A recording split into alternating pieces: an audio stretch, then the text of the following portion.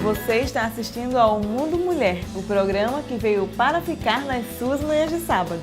Os coquetéis são uma boa pedida para quem não gosta de bebidas fortes. Algumas versões, inclusive, não têm álcool. O Receita da Casa desse sábado mostra como você preparar uma bebida com o nome de signo, o coquetel Aquário. Final de semana, hoje é sábado e mais tarde sempre tem uma baladinha, uma reunião com os amigos, não é verdade?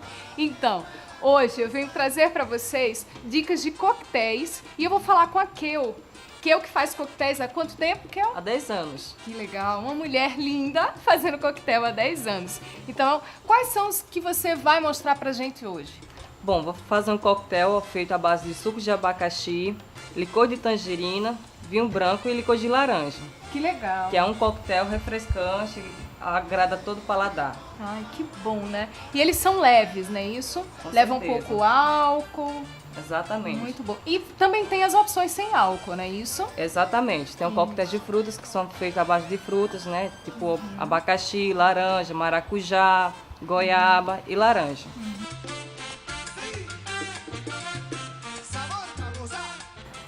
Então, vamos começar colocando o gelo, tá?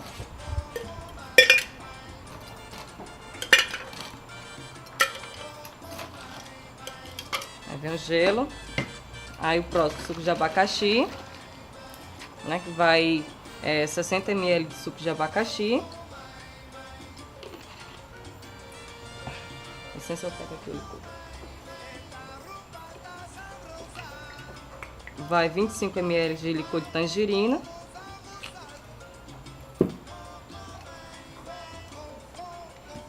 E 50 de vinho branco.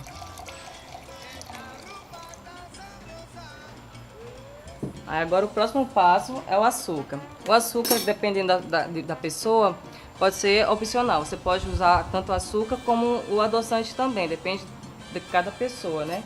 Então nesse coquetel aqui eu vou utilizar 1,5 colher de açúcar. O segundo passo agora é colocar na taça.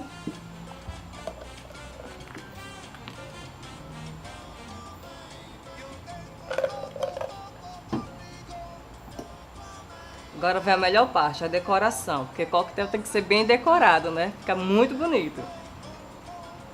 Vou usar carambola, fazer uma estrelinha de carambola.